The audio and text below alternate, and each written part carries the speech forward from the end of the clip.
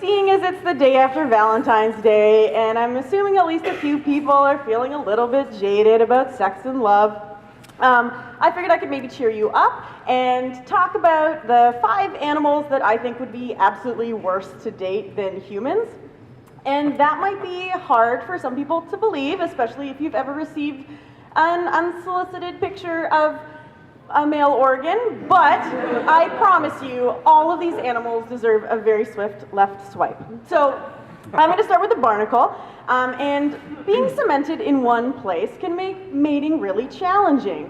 You have to reach out to your mate somehow, and reach indeed they do. So barnacles have evolved gigantic penises, and they basically use them to reach around and fertilize their neighbors. So if you're a barnacle, you just have to be okay with the fact that random penises are gonna reach in and probe around between your protective plates. I mean, I know it makes sense evolutionarily, but not even a, hey, what do you do for a living? That's pretty harsh. So if you think that a penis that's 8 times the length of your body is terrifying enough, there's actually something worse. The seed beetle has a penis that looks like a cactus. It's pretty terrifying. The female is actually kicking the male off during the process because obviously, ow. But the damage that's done by that male is discouraging the females to mate again, which means that she's going to spend more energy on making sure that her first set of fertilized eggs does really well. So it works for the first male. So I guess the lyrics do really ring true that love hurts, love wounds, and love scars. So, okay, maybe it doesn't get much worse than that.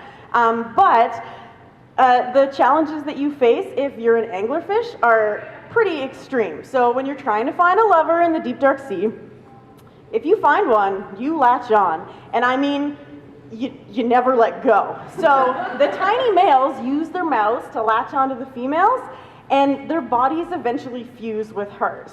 So that male is destined to spend the rest of his life a shell of his former self, sharing her blood and giving her a constant supply of sperm. So for that one, I think that the term stage 5 clinger was basically made up for the anglerfish. And I know we probably all have our own tall tales of sexual parasitism from our personal lives, but I think that this one really takes the cake.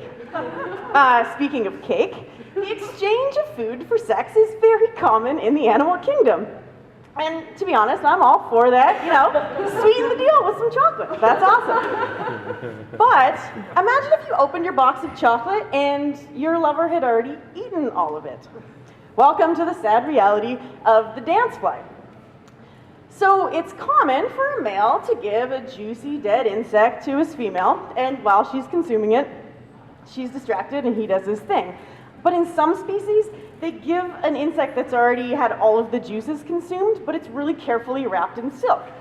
By the time the female has unwrapped the silk and realizes what he's done, it's too late. He's already passed on his genes. So sexual selection isn't actually weeding out this monstrous behavior, and his offspring is going to keep doing that for many generations to come. But at least in some species, it's the female that gets the last snack, so that's great. The male redback spider kind of right away is pretty resigned to the fact that he's going to end up the food of his lover as part of courtship. And so after he's passed on his sperm, he actually waggles his abdomen in front of her fangs and sacrifices himself. This is his way of literally taking one for the team being his future offspring and their really well-fed mom. So, as you can see, maybe mating and dating in the animal kingdom is pretty complicated.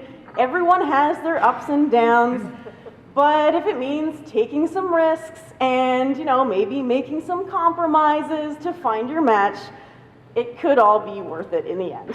Thanks.